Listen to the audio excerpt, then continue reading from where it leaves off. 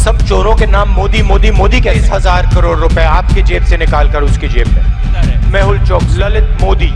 अच्छा, एक छोटा सा सवाल, इन सब के नाम, इन सब चोरों के नाम मोदी मोदी मोदी कैसे हैं? नीरव मोदी, ललित मोदी, नरेंद्र मोदी, और अभी थोड़ा ढूंढेंगे तो और बहुत सारे मोदी निकलेंगे।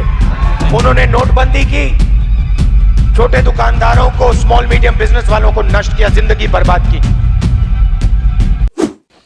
यही वो स्टेटमेंट्स है जिसकी वजह से कांग्रेस के पूर्व अध्यक्ष राहुल गांधी को सूरत कोर्ट ने आपराधिक मामले में 2 साल की जेल की सजा सुनाई है।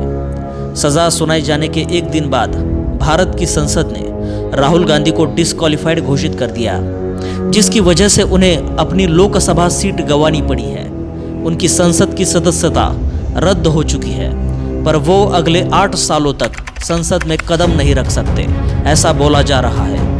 इसलिए यहाँ पर कुछ सवाल भी खड़े हो रहे हैं कि क्या राहुल गांधी 2024 और 2029 में इलेक्शंस लड़ पाएंगे या नहीं। इस बारे में कानून क्या कहता है ये आपने सुना होगा, इसलिए यहाँ पर उसे रिपीट करने की ज़रूरत नहीं। देखिए, राहुल गांधी की संसद सदस्यता रद्द करने का ये फैसला इतना आसान फैसला नहीं है। इस घटना के पीछे बीजेपी के क्या प्लान है, मतलब इस घटना का क्या परिणाम होगा, क्या नहीं होगा, क्या होना चाहिए, क्या नहीं होना चाहिए। इस वीडियो के माध्यम से हम जानेंगे कि आने वाले इलेक्शंस को ध्यान में रखते हुए दोनों पार्टियां बीजेपी और कांग्रेस किस तरह कदम उठाएंगे, क्या उनकी सोच होगी या होनी चाहिए।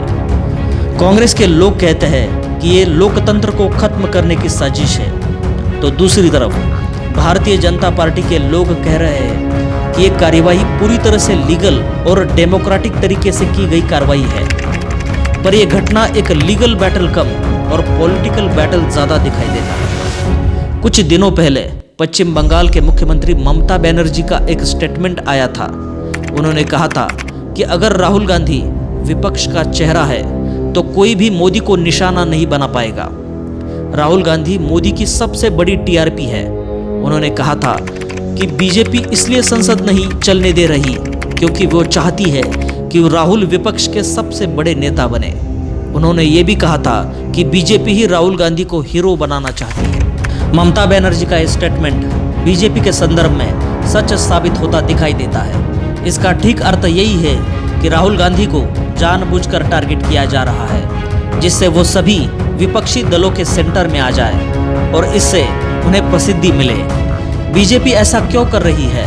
इसलिए क्योंकि आने वाले इलेक्शंस में मुकाबला बीजेपी बनाम अन्य विपक्षी दल ऐसा न होते हुए ये मुकाबला मोदी बनाम राहुल गांधी कुछ इस तरह का हो, क्योंकि जब मोदी बनाम राहुल ऐसा व्यक्ति केंद्रित मुकाबला होगा तब मोदी के जीतने की संभावनाएं कई गुना बढ़ जाती है। इसका पूरा ज्ञान बीजेपी के लोगों को है। भारत के इलेक्शंस मतलब पॉलिटिकल पार्टीज की या विचारों की लड़ाई ना होते हुए 2 पर्सनैलिटीज के बीच की लड़ाई बन चुकी है। ऐसे वक्त में राहुल गांधी भी बीजेपी के इस प्लान में खींचे चले आते हैं और बीजेपी का साथ देते हैं। उनके स्टेटमेंट्स जैसे मैं डरने वाला नहीं हूँ, मैं माफ़ी नहीं मांगूंगा, तब वो खुद व्यक्ति केंद्रित लड़ाई को बढ़ावा देते हैं और इसका सीधा फायदा मोदी जी को मिलता है। इसलिए जिस प्रकार ममता बनर्जी कहती है वैसे ही हो सकता है कि बीजेपी राहुल गांधी को फोकस कर रही है। तो फिर यहाँ पर कुछ सवाल भी उठते हैं कि अगर ऐसे मामलों में राजनीति हो रही है तो क्या इसके बारे में कोई भी कानून नहीं है क्या? अगर है तो उसका इस्तेमाल क्यों नहीं किया जाता? कानून है क्या? तो कानून है।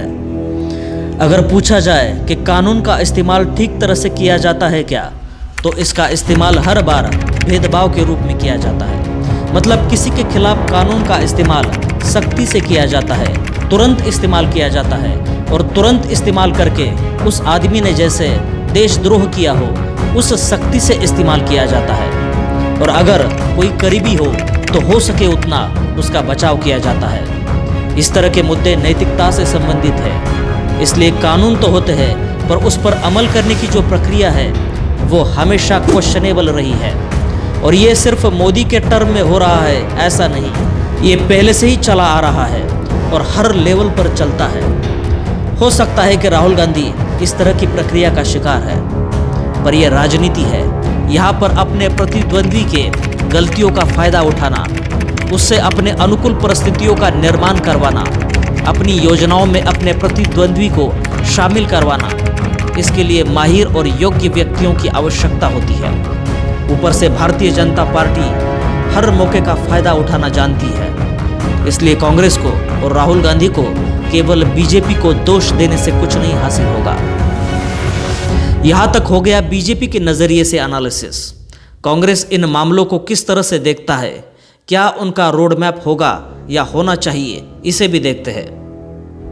दरअसल राहुल गांधी इस केस में बहुत बुरी तरह से फंस गए हैं। एक ऐसी भी संभावना बन चुकी है कि जिस तरह लालू प्रसाद यादव को सजा हुई और उससे उनकी संसदीय राजनीति हमेशा के लिए खत्म हो गई, उसी प्रकार राहुल की संसदीय राजनीति 8 साल के लिए खतरे में है। लेकिन राजनीति में हर चीज से अवसर पैदा होते हैं, चाहे वो चीज अच्छी हो या बुरी, उसे अवसर में बदलने की जरूरत होती है और उस अवसर का फायदा उठाकर अपने फ्रंट को मजबूत करने की जरूरत होती है।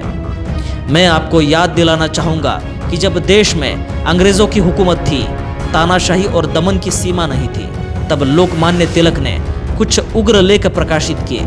तब उन्हें 18 महीने जेल की सजा सुनाई गई थी। जेल में तिलक से मिलने उनका एक सहयोगी आया था, जिसे तिलक कहते हैं, मुझे दी गई सजा से मेरे निहित कार्य को आगे बढ़ने में मदद ही मिलेगी, इसलिए ये सजा मेरे लिए सजा नहीं बल्कि भगवान का आशीर्वाद है।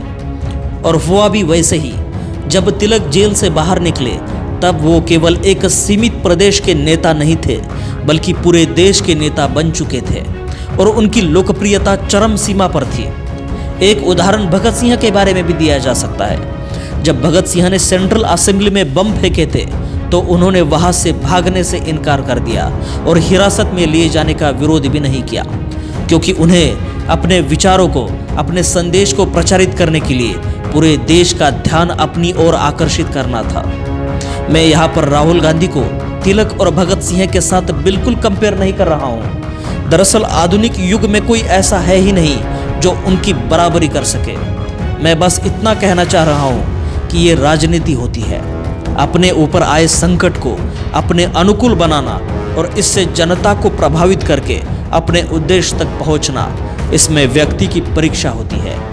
राहुल गांधी को भी अपने ऊपर आए इस संकट को अपने अनुकूल बनाने की जरूरत है, पर इस तरह के संकट को अपने फायदे में तभी बदला जा सकता है जब हाथ में आया हुआ अवसर तुरंत एक्शन में बदलेगा। यहाँ पर एक्शन में मतलब वोट में। कर्नाटक के इलेक्शंस अब डिक्लेयर हो चुके हैं, मिजोरम और छत्तीसगढ़ में इलेक्शंस आने वाले हैं। तब तक इस बात को लोगों के दिलों में बरकरार रखना होगा, क्योंकि लोकसभा इलेक्शंस को अभी 1 साल बाकी है और मोदी और अमित शाह जैसे भावनाओं की राजनीति करने वाले पक्के खिलाड़ी 2024 को जरूर कोई ना कोई भावुक करने वाला मुद्दा उठाएंगे और इससे जनता के मन में तैयार हुई क्षणिक भावना का पूरा लाभ उठाएंगे। ये तो तय है। इसी तरह परफेक्ट टाइमिंग को साध लेने की जरूरत कांग्रेस को है, अन्यथा केवल दूसरों को कोसते रहने के सिवा दूसरा कोई विकल्प कांग्रेस के पास नहीं होगा।